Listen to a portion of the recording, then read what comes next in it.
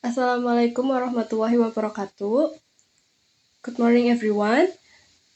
Today we are Group 12, and we would like to present a topic entitled Interpreting in Education.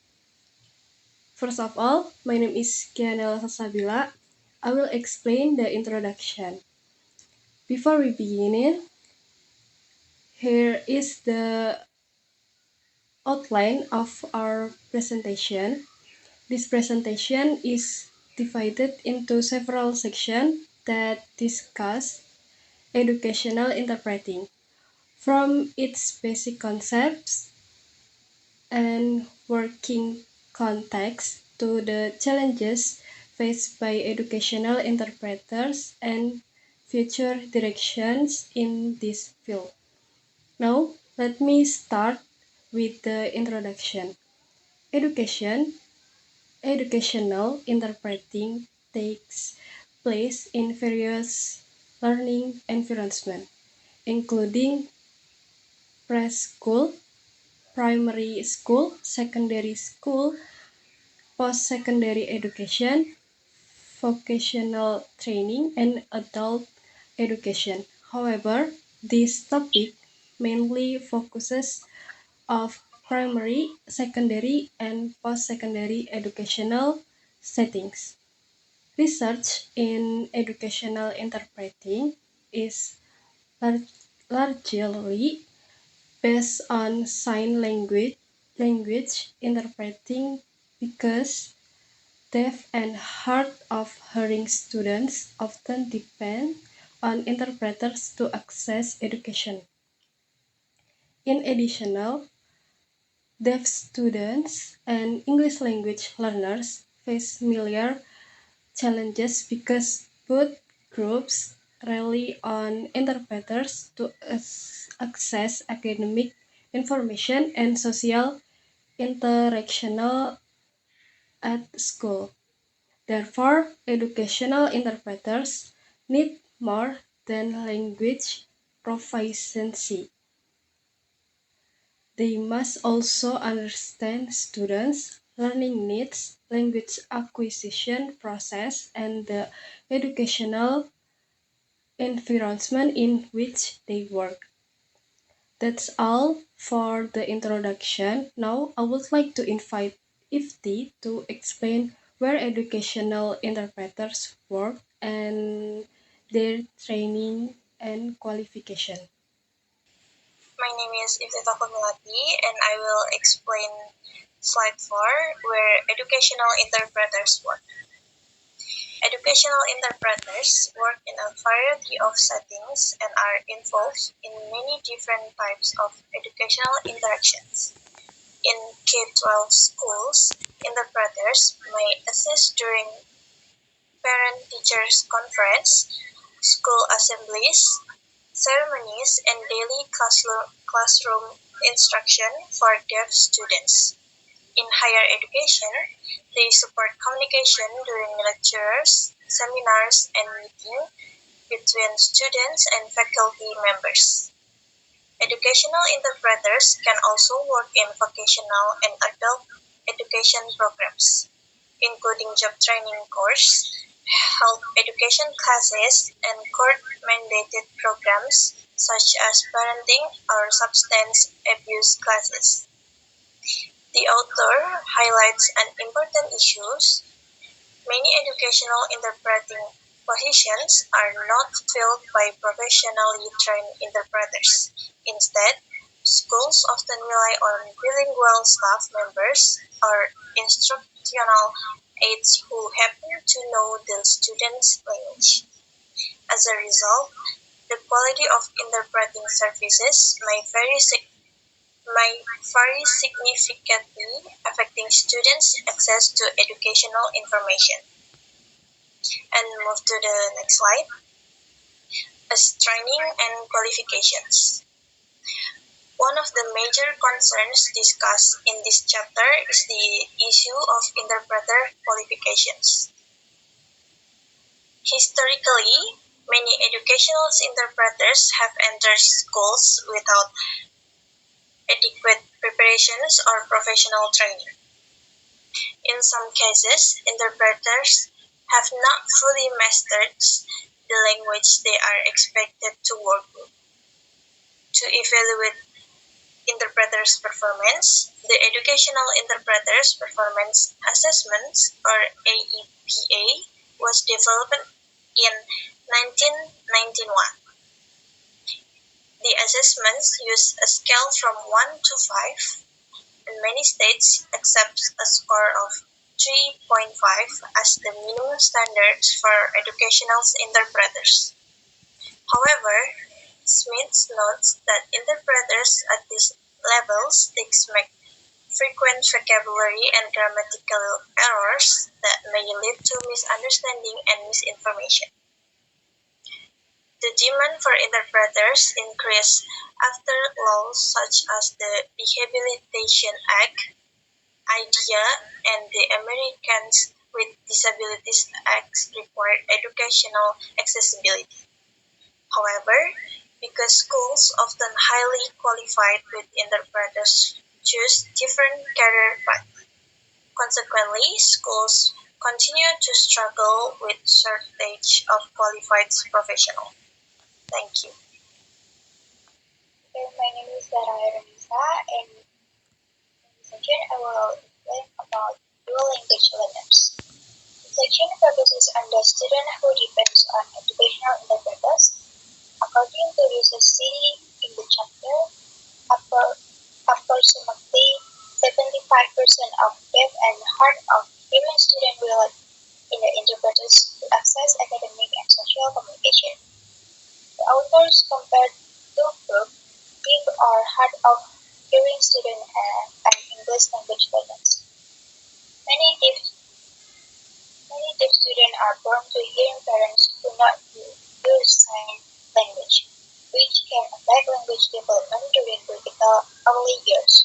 Meanwhile, immigrant students and English language learners may face challenges such as education, trauma, or limited exposure to academic language. Because of their differences, independent must understand language acquisition, educational development, cultural background, and the unique learning needs of the student they serve. Therefore, educational interpreting requires not only language skill but also a strong understanding of how students learn. Next is discourse in school. Sims explained that learning in school involves much more than receiving information from it. Students learn classroom, different discussion, group work, and peer interaction, and every communication within the school environment. Research shows that students whose communication style at home are similar to those used in school often adapt more easily into academic setting. For this vision, interpreters must reorganize and accurately convey classroom discourse, pattern, international course, and features instructional strategies. The chapter also discusses that Smith refers to as the illusion of inclusion. Although deaf students may be physically present in mainstream classroom, they do not always express full participation. Limited access to spontaneous peer conversation may reduce opportunities for meaningful social and academic engagement. As a result, inclusion involves more than simply placing students in the same classroom. It also requires continued access to communication and participation. Thank you. Okay, I'm Ika Shibaviani and I will explain roles and responsibilities. Educational interpreters often perform multiple roles within schools. According to Jones, there are four major roles: interpreting, tutoring, consulting, and serving as a classroom aid. Interpreting remains the primary responsibility because it provides access to communication between languages or modalities. However, interpreters are often expected to help students understand academic content, communicate with teachers and administrators, and assist with classroom activities. These expectations can create rules conflicts.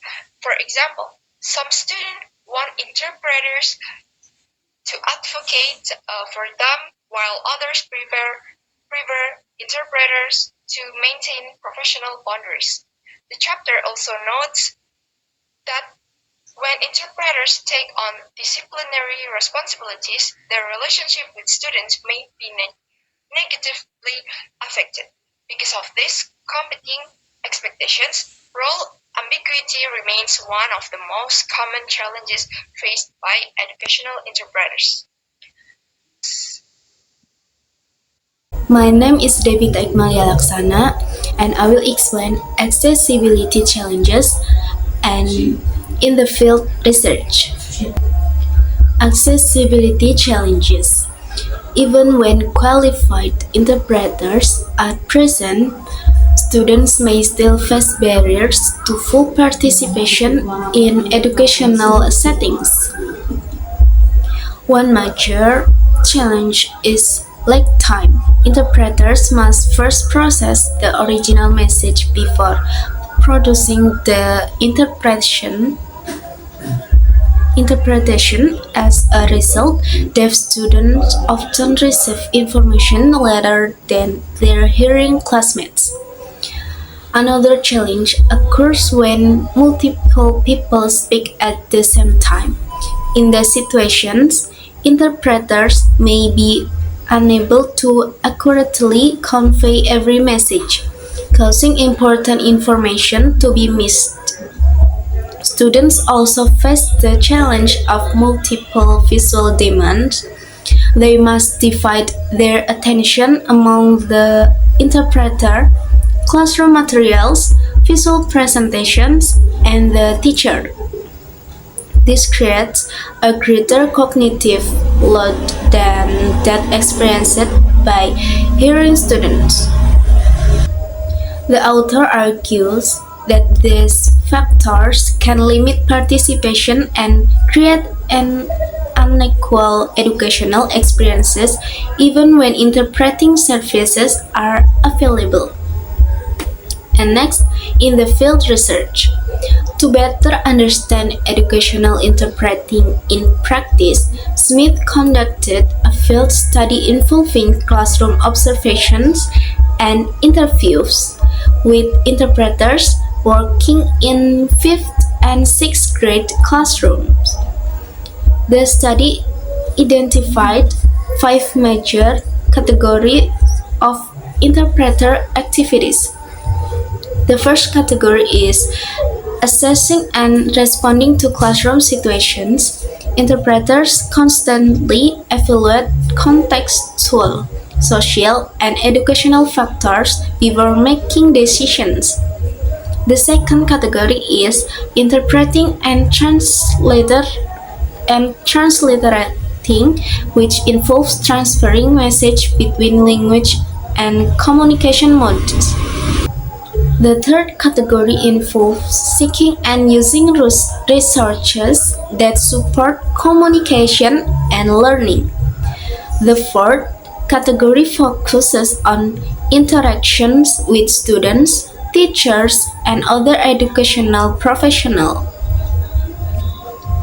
The final category includes related studies that naturally arise within classroom settings. The study found that educational interpreters regularly make complex decisions influenced by many interconnected factors. Even experienced interpreters are not always certain about the most effective way to meet students' needs, which demonstrates the complexity of educational interpreting.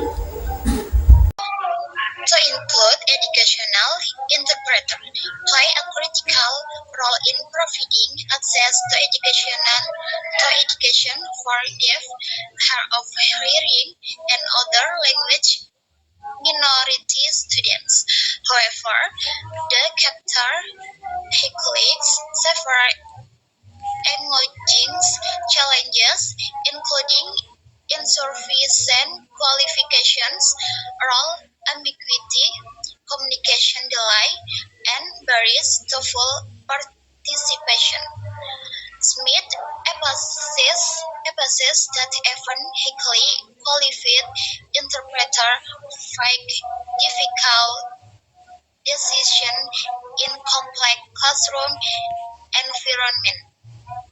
For this reason, the author call for more context-specific research, clearer qualification standards, improved training program, and stronger collaboration between school and interpreter education programs.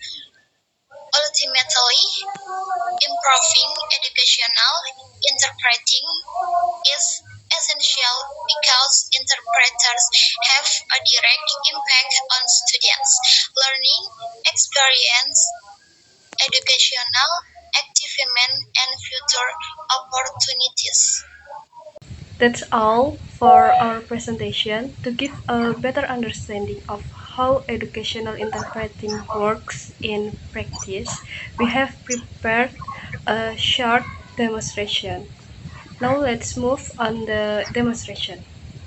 We will demonstrate classroom situation. The topic is plan, grow, experiment. Hello, I'm Ifti as a teacher. Hello, I'm Zara as the first interpreter. Hi, I'm Shiva as the second interpreter. Hi, I'm Gea as first student. Hi, I'm Cahya as second student. I'm Devita as observer. Good morning, everyone. Today we will learn about how plants grow. Selamat pagi semuanya. Hari ini kita akan belajar tentang bagaimana tanaman tumbuh. Apa yang dibutuhkan tanaman untuk tumbuh? What do plants need to grow? Plants need sunlight, water, air, and soil. Tanaman membutuhkan sinar matahari, air, udara, dan tanah. Apa yang terjadi jika tanaman tidak mendapatkan cukup air? What happens if the plant does not get enough water? The plant will become dry and it might die. Tanaman akan menjadi kering dan bisa mati. Mengapa sinar matahari penting untuk tanaman? Why is sunlight important for plants? Sunlight helps plants to make food through photosynthesis. Sinar matahari membantu tanaman membuat makanan melalui fotosintesis. I think both interpreters did a very good job because the students could understand the lesson more easily. The classroom interaction also became more active and communicative. This activity shows that interpreting is very important in bilingual education. Thank you. That's all from our group presentation. Thank you for your attention. And Wassalamualaikum warahmatullahi wabarakatuh.